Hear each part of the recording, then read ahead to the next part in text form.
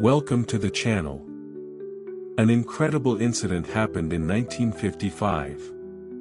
Hear what it was. August 1955 in Christian County, Kentucky, was particularly sweltering. The air hung like a heavy blanket, saturated with the scent of corn and dust from the fields.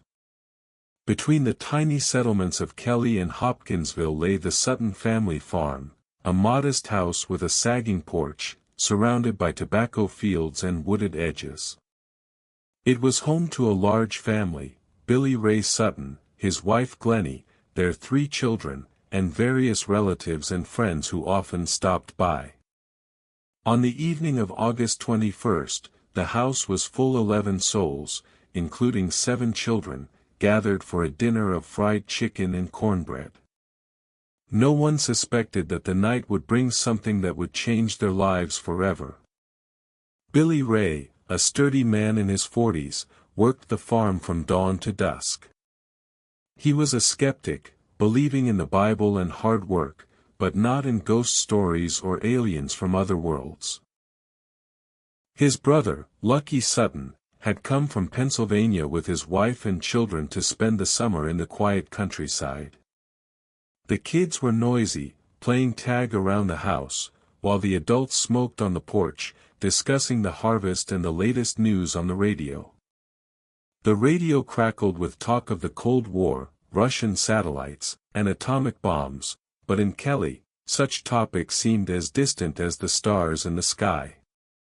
The sun was setting, painting the sky in shades of orange and purple, when it all began. One of the boys, Elmer, ran out to the well for water. He froze, staring at the sky. "Dad, look! A falling star," he shouted. Billy Ray stepped onto the porch and looked up. Over the fields, low on the horizon, a bright light streaked, not a meteor, but something larger, silvery and round, like a massive disk. It emitted a low hum that made the windows rattle. The light descended beyond the woods, about a mile from the farm, and vanished, leaving behind a strange trail. As if the air itself sparkled. The family exchanged glances. "Probably a plane crash," Lucky ventured, but his voice betrayed uncertainty. Billy Ray grabbed his shotgun, an old one he kept handy for stray dogs or thieves. "I'll go check," he said. Lucky nodded and took his pistol. They headed across the field, while the children pressed against the windows and the women tried to calm them. The woods were eerily silent, too quiet, without the usual chirping of crickets or hooting of owls.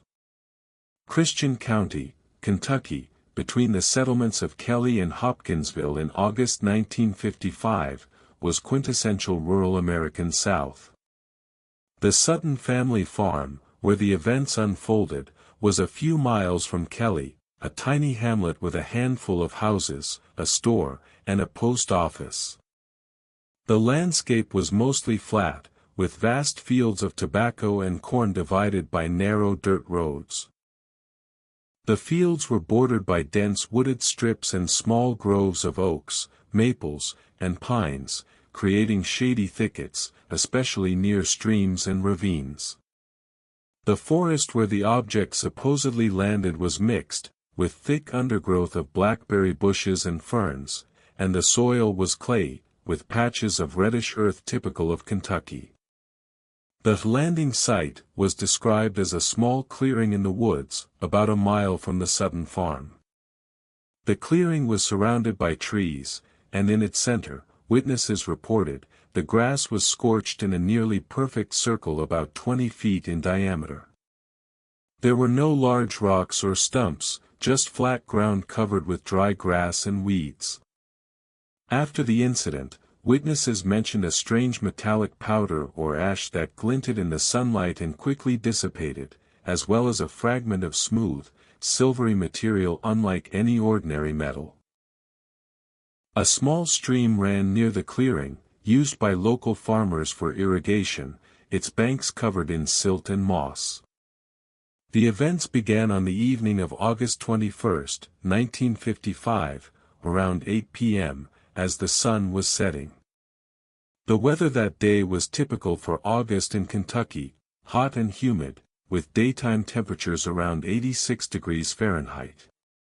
The sky was clear, with a few wispy clouds, providing good visibility of the stars and the moon, which was in its first quarter, casting a soft but sufficient light. The air was heavy, laden with moisture, carrying a faint smell of earth and plants. Crickets and cicadas usually filled the evening with sound, but that night, according to witnesses, the woods fell unusually silent before the creatures appeared. There was hardly any wind, making the hum accompanying the object in the sky particularly noticeable. The men found the crash site, a circular scorched clearing where the grass had blackened, and in the center lay a metallic fragment. Smooth, silvery, unlike anything earthly. "What the hell is this?" Billy Ray whispered. Suddenly, a rustle came from the bushes. They turned and saw it, the first creature. It was no taller than 3 feet, its skin gleaming like mercury under the moonlight. Its eyes were enormous, glowing yellow like a cat's in the dark. Pointed ears stuck out to the sides, and its arms were long, with claws that glinted in the lunar light. The creature didn't walk, it floated above the ground, as if not touching the grass. It emitted a low, vibrating sound, not a growl, but something like the whisper of wind in an old house. The men fired. The shotgun's roar echoed through the woods. The bullets struck the creature, but they ricocheted with a metallic clang, as if hitting a steel plate. The creature didn't fall, it merely retreated into the shadows, its eyes flaring brighter. "Run!" Lucky yelled. They raced back to the house, their hearts pounding like drums. By the time the creatures surrounded the house, around 10 p.m. and later, the night had grown dark, but the moon and stars provided enough light to make out their silhouettes. The temperature remained warm, and the Sutton's windows were open to catch any breeze, which also allowed the creatures to approach closer to the windows. No signs of rain or storms were mentioned that night, ruling out explanations like lightning or meteors. When they burst through the door, breathless and pale, Glennie met them with a lamp in hand. "What's out there?" "What happened?" she asked, her voice trembling. Billy Ray didn't have time to answer, a shadow flickered outside the window. The children screamed. Out in the darkness, they appeared, not one, but a dozen. Small, silvery figures surrounded the house, their eyes glowing in the night like stars fallen to earth. They didn't attack immediately but crept closer slowly, raising their hands as if trying to reach the windows. The family barricaded themselves.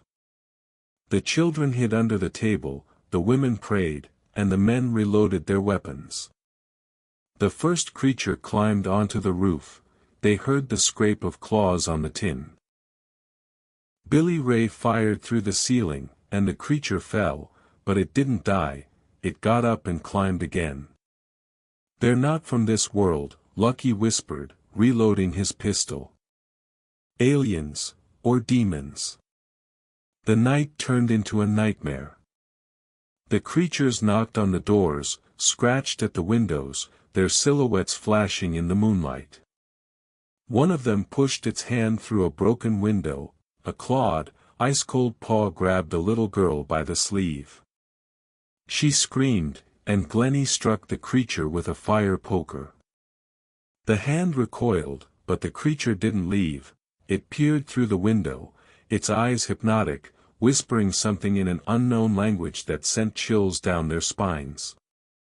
Billy Ray fired again and again. The bullets ricocheted, leaving marks on the creature's silvery skin, but they didn't fall. They seemed invulnerable, like shadows come to life from myths. One of them, the largest, stood in the backyard and raised its head to the sky. A beam of light shot from its mouth, stretching toward the stars, as if signaling. In response, the sky lit up, the same disk they had seen earlier appeared above the farm. It hovered, spinning slowly, showering sparks. The family endured for hours. The children cried, the adults prayed and shot. Finally, as the moon began to sink, the creatures retreated. They melted into the woods, leaving behind only the smell of ozone and scorched marks on the ground. The house was riddled with bullet holes, the windows shattered, but no one was physically harmed. Their souls, however, were marked by fear. At dawn, as the first rays of sunlight lit up the field, Billy Ray gathered everyone into the old pickup truck. "We're going to Hopkinsville, to the police," he said hoarsely. They sped down the dusty road, past sleepy farms where neighbors were still unaware of the night's horror. At the police station, Sheriff Russell Greenwell listened to their story with skepticism but saw their faces. Pale, with wild eyes. "We'll send a patrol," he promised. The police searched the farm, finding shell casings, broken windows, and marks on the ground, but no creatures. No blood, no bodies. Only a strange metallic powder on the grass that evaporated in the sunlight. Neighbors whispered, the Suttons were drunk or, it was owls, big owls from the woods. But the family knew the truth. These were not owls. They were visitors from the stars, aliens with an unknown mission. Days and weeks passed. Newspapers wrote about little green men. Though the creatures were silvery, the press added color for sensationalism. Ufologists came, asking questions, but the Suttons clammed up. Billy Ray stopped talking about it but sat on the porch at night with his shotgun, staring at the sky. The children had nightmares of glowing eyes, and Glennie prayed it would never happen again. The Kelly-Hopkinsville incident of August 21 to 22, 1955, when the Sutton family and their guests claimed to have encountered extraterrestrial beings, quickly became a sensation in Christian County, Kentucky. Though the immediate witnesses, the Suttons and Taylors, were in shock and convinced of the event's reality, neighbors and locals largely reacted with skepticism. Many dismissed the story of little green men, though described as silvery, attributing it to hallucinations or simple mistakes. Several families lived in homes a few hundred feet from the Sutton Farm. These were typical rural folks, farmers growing tobacco and corn, just like the Suttons. Their names weren't always mentioned in reports, but they appeared in police records and newspaper articles as county neighbors. When the police returned to the farm the next day for a follow-up, neighbors reported that the Suttons were already packing up and leaving. One neighbor heard gunshots that night but assumed they were fireworks or someone hunting raccoons, not a shootout with aliens. Upon learning details of small creatures with glowing eyes and a UFO over the field, they expressed surprise but quickly turned skeptical. Probably owls or stray dogs, not Martians. Many whispered that the Suttons were drunk or seeking attention, especially since their home was simple, lacking electricity or a phone. Disbelief grew when the police found no evidence beyond shell casings and broken windows. Neighbors avoided publicly supporting the story to escape ridicule in the community. One man, hearing the story through newspapers and rumors the next day, offered his own explanation. The creatures weren't aliens but monkeys escaped from a circus truck supposedly passing through that evening. This caused widespread amusement in the county. People laughed at the idea, but it spread quickly as a reasonable explanation. This theory fueled further disbelief. turning the incident into a topic for jokes in bars and on farms. Stuart Stout, a relative of the Suttons living nearby, was initially shocked upon hearing about aliens from the police or neighbors but didn't believe it. He suggested they were owls or meteors from the Perseid meteor shower visible that night. Over time, seeing the Suttons' genuine fear, he softened and supported them in private conversations, though he remained publicly neutral. His daughter later noted that while neighbors were skeptical at first, the family's palpable fear made some reconsider. Some thought the Suttons wanted attention or money, though no evidence of fraud exists. Reactions varied, farmers chuckled, green men in Kentucky, while churchgoers saw demons or a divine warning. The police inspected the site, found bullet marks, but declared, no aliens, just frightened people. Neighbors remained skeptical, distancing themselves from the Suttons to avoid being labeled crazy. Overall, Christian County was divided. UFO believers saw it as proof, while skeptics viewed it as a typical rural tale. The Suttons suffered ridicule but stood by their story until the end of their lives. Yet on quiet August nights, when the moon is full, residents of Kelly and Hopkinsville sometimes hear a hum in the sky.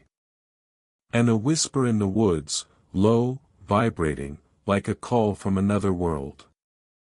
Were these aliens seeking contact? Or demons awakened from a long slumber? Christian County keeps its secret, and the stars above seem closer than ever.